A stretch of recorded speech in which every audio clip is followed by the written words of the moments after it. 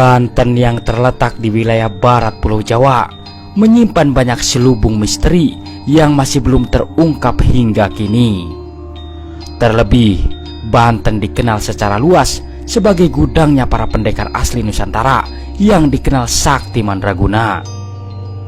Tidak hanya itu, daerah ini juga merupakan penghasil senjata tajam jenis golok yang sering digunakan oleh para sesepuh sebagai alat pertahanan diri. Bahkan desa yang dikenal memproduksi sajam tersebut masih bisa dilihat keberadaannya.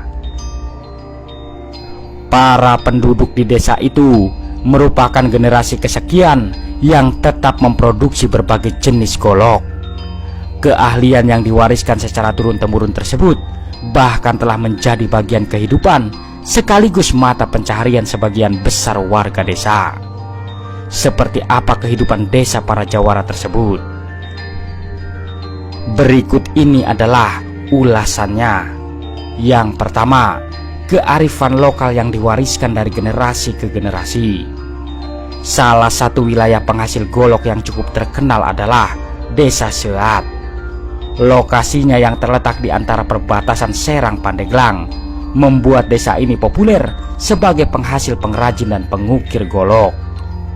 Di zaman yang serba modern ini, mereka tetap tekun dan setia memproduksi senjata tajam yang dijual ke berbagai daerah di Indonesia seperti Sumatera dan Jawa. Dari tangan merekalah warisan kejayaan masa lalu tetap lestari hingga sekarang. Yang kedua, jenis golok terbaik yang bikin ciut nyali lawan. Pantas saja para pendekar di Banten sangat ditakuti oleh lawan-lawannya. Selain menguasai teknik ilmu bela diri, mereka juga dibekali dengan golok yang menjadi ciri khasnya. Salah satu golok terbaik yang dibuat oleh kampung Silat Jaya hingga saat ini adalah golok Sulangkar yang berharga jutaan rupiah.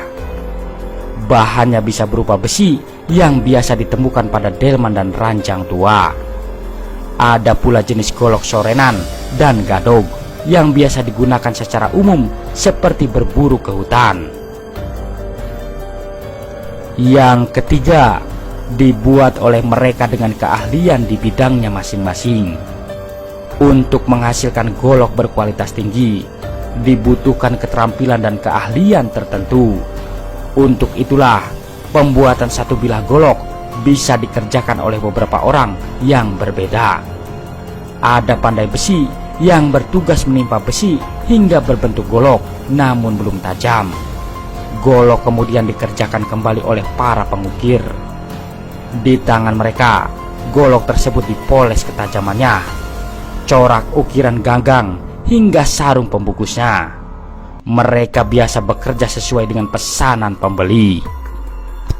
Yang keempat, jawara masa lalu yang sakti mandraguna.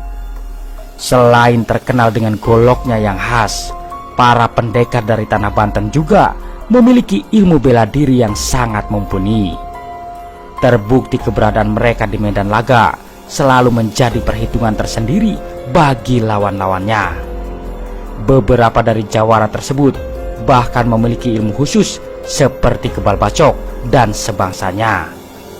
Tidak heran para tokoh sakti itu menjadi sosok yang ditakuti sekaligus dibenci oleh pemerintah kolonial Belanda yang berkuasa di tanah Jawa.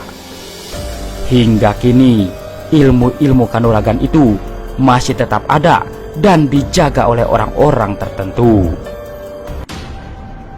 Yang kelima, adanya perguruan silat yang tersebar di berbagai wilayah.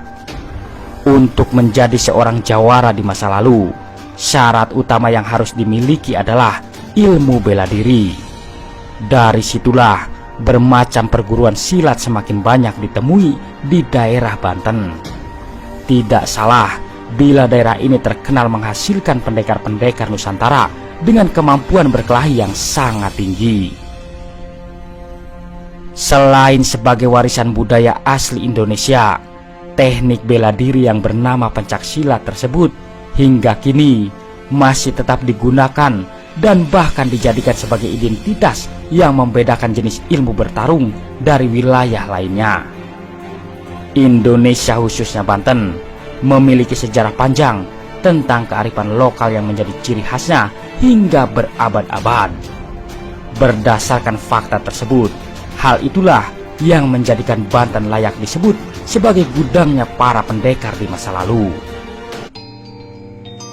Meski telah beralih zaman, pesona dan identitas Banten sebagai negerinya para jawara tak akan pernah pudar tergerus oleh waktu. Terima kasih telah menonton. Semoga informasi ini bermanfaat. Jangan lupa subscribe-nya. Wassalam.